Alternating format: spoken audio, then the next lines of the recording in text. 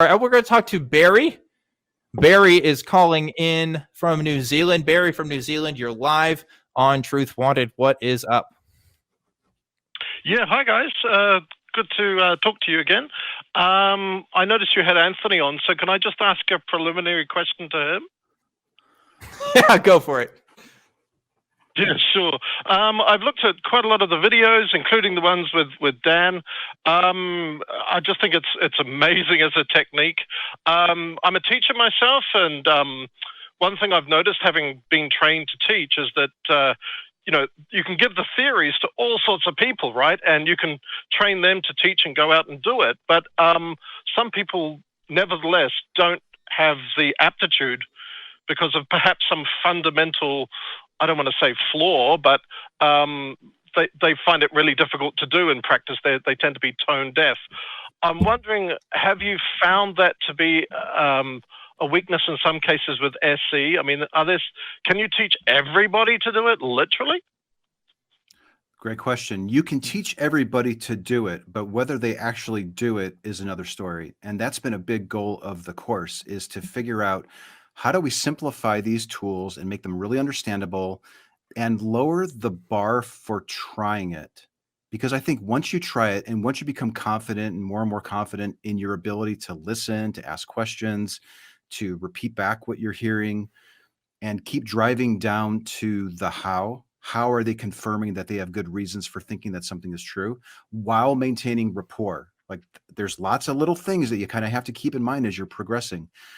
So it's doable, but it's a bigger challenge for some people than others, just like any technique. And it was really hard for me at first. If you look at the older videos, even years before I met Dan, 2 years before, I was arguing, I was giving counter apologetics, I was educating people and preaching about how faulty their reasoning was.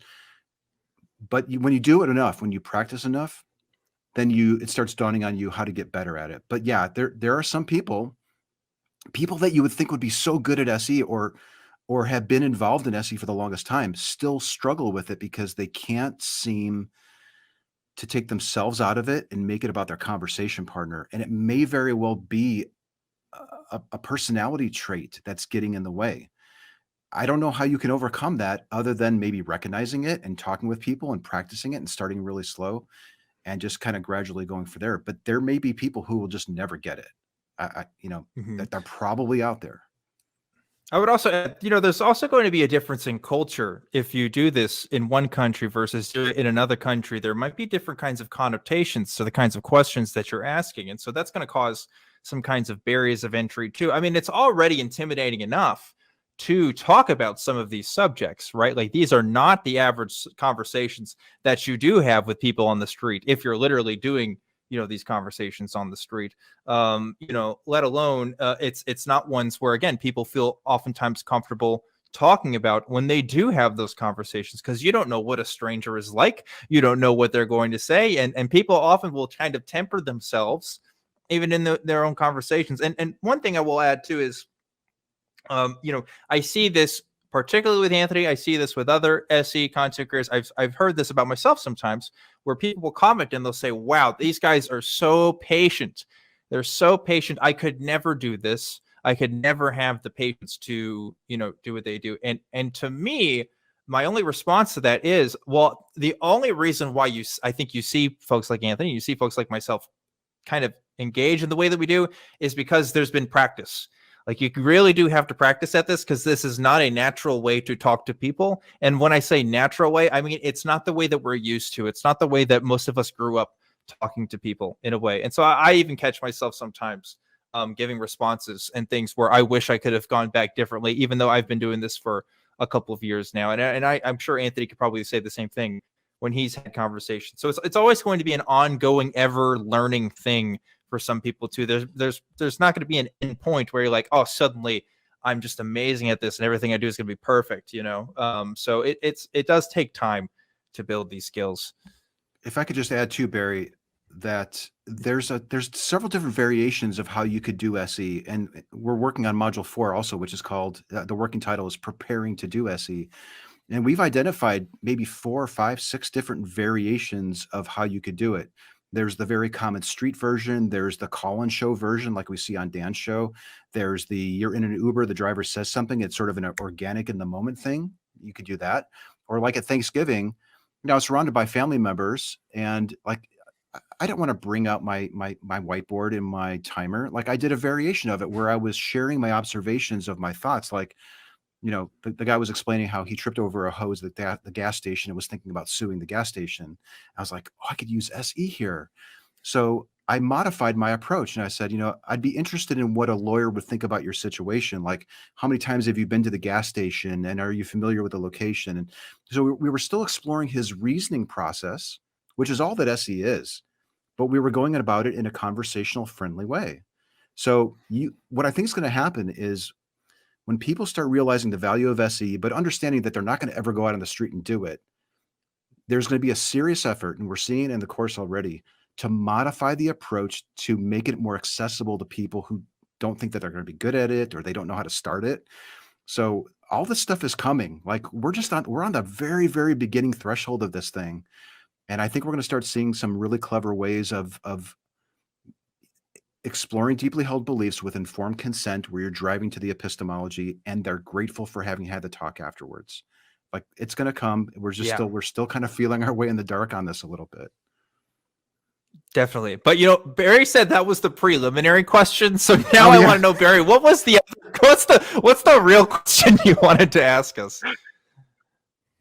Yeah, oh my God, that was such a great answer. I was just waiting for more and more of it. Brilliant, guys. I just, in reaction to what you just said, I came across a street preacher the other day who was using a set of cards, which were in a sequential order, and he was coming across random people in the street, and engaging with them. And I thought, this is actually bogus methodology, because he's got a predetermined end card that he wants to get you to.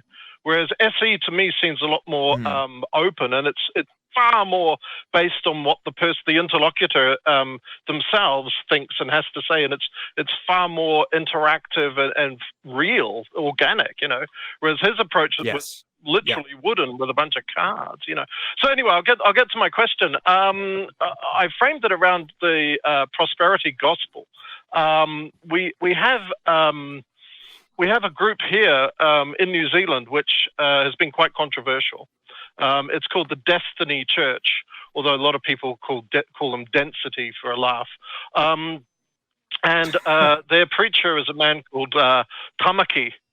He's been around about 20 years, and he comes out quite often with controversial statements. You're probably familiar with a lot of it. I mean, whenever there's a major earthquake, it's due to gay people, which I thought about that and I thought, well, actually, if I was young and I was working out my sexuality, that would make me want to be gay because I'd have superpowers. It'd be pretty cool. But he doesn't mean it in a nice way, of course. So gay people cause earthquakes. The mainstream media is a form of witchcraft. He declared himself a bishop at one point and insisted that his followers buy a $400 ring. And what really annoys me about it is their demographic is essentially people on welfare, working class, people just getting by, who $400 is like almost a week's wages, Meanwhile, he's driving around on a Harley, he's got a mansion, he goes on cruises. He's also got into politics, set up a political party. At one point, I think it was 2004, he said that he would be running the country within 4 years. Well, of course, that didn't happen. At the moment, he's leading the anti-vax crusade in New Zealand. They had a demonstration in my hometown about an hour ago. Now, the media have done a good job at debunking him, I think. They've focused on him quite well. But and he always tops the least preferred New Zealander list. They always come up with these lists. So I'm not too worried in a sense. But on the other hand, where I live, they had a very strong presence. I encounter these people on a weekly basis, And so I can't ignore them the way that you could in other places, I guess. I guess what I'm asking here is, because I do encounter them, and I do meet them on the street, and they're friends of friends and so on. If I was going to use, say, an SE approach to them, What are some of the things that I could do? Do I go for some of that more, controversial stuff, say about the gay thing, the prophecies that don't come true, or do I just? How would I do it in particular with their outlook as a prosperity gospel thing? Would you like me to? It's great, take a Anthony. stab at that? Go for it.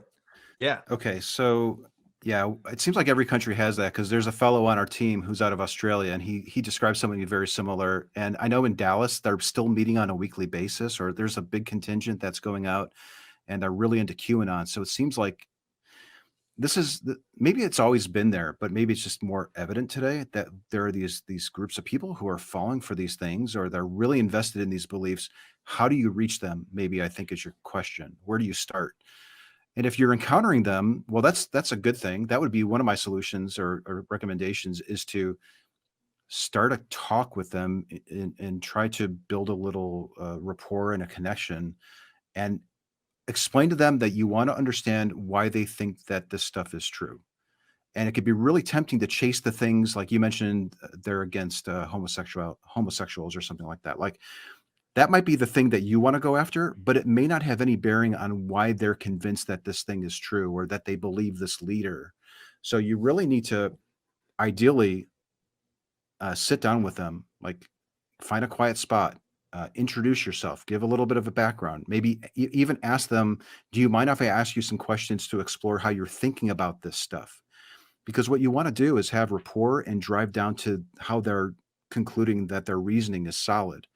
And going after the things that are your pet issues that you think they'll find convincing if you could just argue it properly is probably one of the biggest mistakes that you can make. You need to actually have them reveal their reasoning and what convinced them.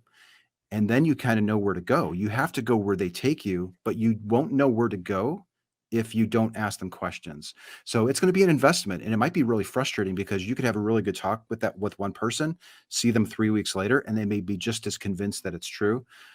It's going to probably have to be a repetitive, iterative process that is going to take a lot of time and effort, but maybe you can have a few friends to learn this with you, or introduce them to the concept of SE themselves where they could be looking into it. But there's no quick fix, but maybe there is a quick fix. I'm not aware of any, and SE isn't a quick fix. It's going to take several conversations, building trust, and getting down to how they're reasoning, being a mirror so that they can reflect on how they're processing these claims that this person is making and how they would ever discover that they were mistaken. That's the approach that I would go, but it's not going to be a quick fix. And you might have more success if you can find a few people to help you out and have repeat conversations with some of these people. Yeah. Rapport is very, very critical to like seeing that change happen incrementally.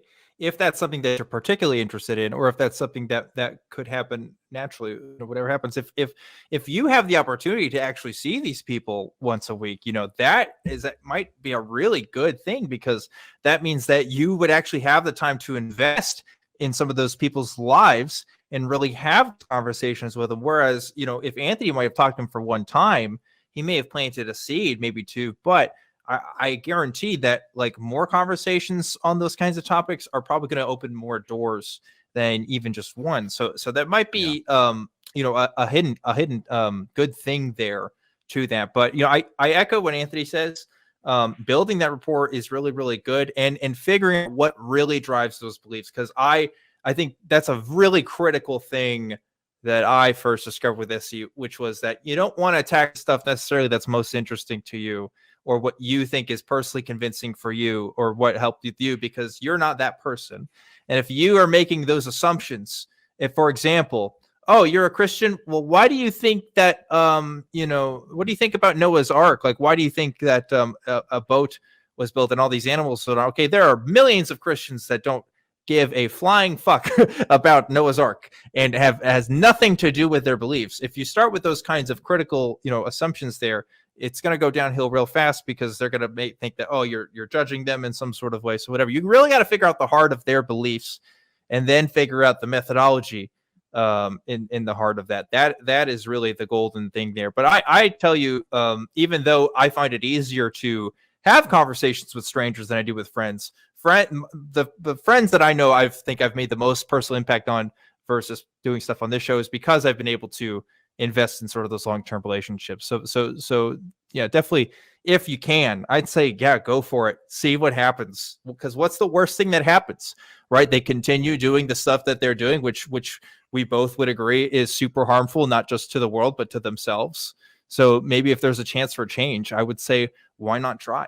So yeah, if you have the time, if you have the time to have those conversations with those folks repetitively, like when I was going out and doing SE, I would try to go to the same location and have multiple conversations with people because I wanted to see what was happening over time. And I was noticing changes over time, but it takes effort. And here's the other thing too, is you don't have to be sneaky about it or cagey. You can say, I'm fascinated that you believe this stuff and I want to understand. And I actually want to challenge you too, but I want to be fair about it. I want to be respectful. Can you help me understand what's bringing you to this? And you could be the guy who shows up, the person who shows up and engages with them. Oh, there's Barrie again, right? Depending on how you carry yourself, you could actually be really helpful in that situation, but it's an effort.